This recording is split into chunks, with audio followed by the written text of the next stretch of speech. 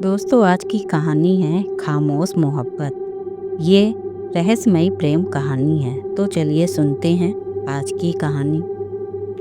शहर के किनारे बसा एक पुराना रेलवे स्टेशन था, गुलाबगंज स्टेशन। यह जगह अब वीरान हो चुकी थी, लेकिन कभी यहाँ रौनक हुआ करती थी। अब वहाँ सिर्फ पुरानी इमारतें, टूटी फूटी बेंचें और एक अध जला टिकट घर रह गया था। इसी स्टेशन के पास एक छोटा सा चाय का ढाबा था, जिसे रामलाल टी स्टॉल कहा जाता था। वहाँ अक्सर कुछ स्थानीय लोग और मुसाफिर ठहरते, लेकिन रात के समय यह इलाका पूरी तरह सूना हो जाता। रात के 11 बजे एक युवक ढाबे पर आया। उसका नाम था अविनाश, एक शांत स्वभाव का लड़का जो अपनी ही दुनिया में खोया रहता। वह अक्सर यहाँ आकर चाय पीता और स्टेशन की पटरी के पास बैठकर देर तक सोचता रहता। उस रात जब अविनाश स्टेशन के पास बैठा था, तभी उसने महसूस किया कि कोई उसके पीछे खड़ा है। उसने पलट कर देखा। एक लड़की सफ़ेद दुपट्टे में लिपटी खड़ी थी। उसके चेहरे पर एक अजीब सा सन्नाटा था, जैसे वह बहुत कुछ कहना चाहती हो, लेकिन कह नहीं पा रही थी। तुम कौन हो? अविनाश ने हिम्मत करके पूछा।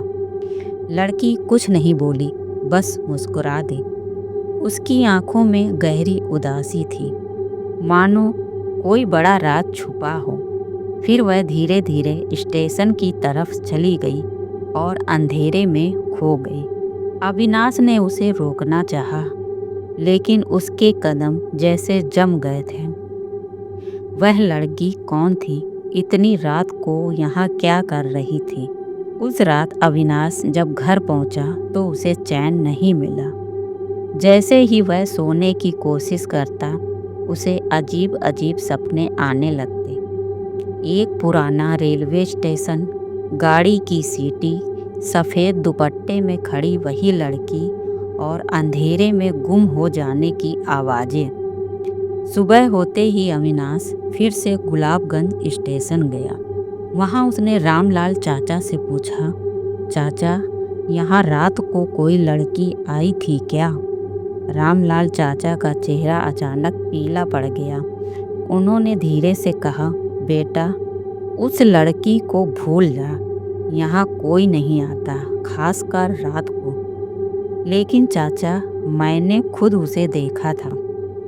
रामलाल ने गहरी सांस ली और धीमी आवाज में बोले, अगर तूने उसे देखा है तो अब वह तुझे छोड़ने वाली नहीं। अविनाश को चैन नहीं आया। उसने स्टेशन के आसपास रहने वाले कुछ बुजुर्गों से पूछा। उनमें से एक ने बताया कि 25 साल पहले एक लड़की, जिसका नाम सिया था, इसी स्टेशन पर किसी का इंतजार करते करते ट्रेन के नीचे आ गई थी। इसका इंतजार? अविनाश ने पूछा। कहते हैं उसका प्रेमी उसे छोड़कर चला गया था। वह हर रोज इस स्टेशन पर आती और उसका इंतजार करती। एक दिन जब उसे यकीन हो गया कि वो कभी नहीं आएगा, तो उसने ट्रेन के सामने कूदकर जान दे दी। अविनाश अब हर रात स्टेशन जाता और उस लड़की को देखने की कोशिश करता। एक रात वह फिर से वहां आई। इस बार उसने अपनी कलाई से एक चूड़ी उतारी और अविनाश के हाथ में रख दी। अविनाश ने हिम्मत करके पूछा, तुम कौन हो? क्या तुम सिया हो?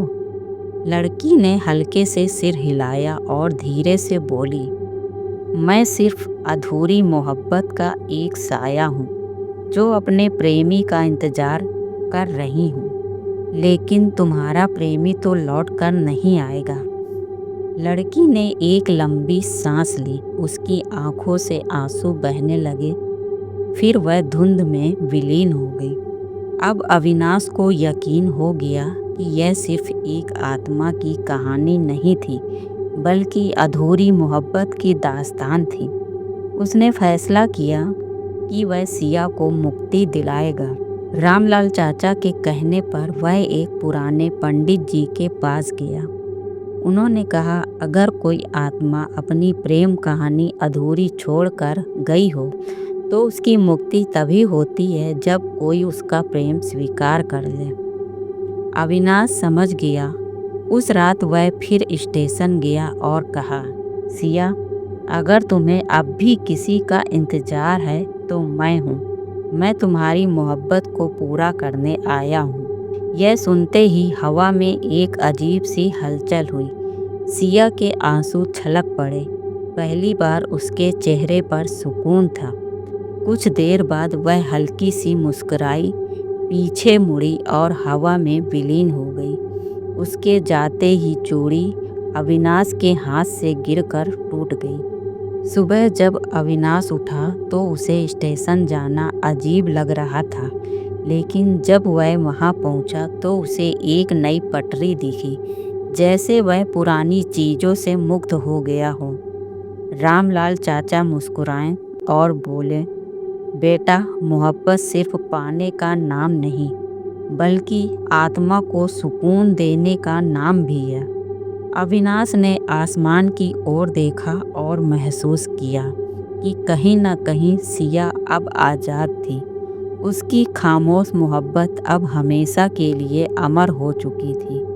दोस्तों, आपको हमारी ये कहानी कैसी लगी, हमें कमेंट करके ज़रूर बताएं।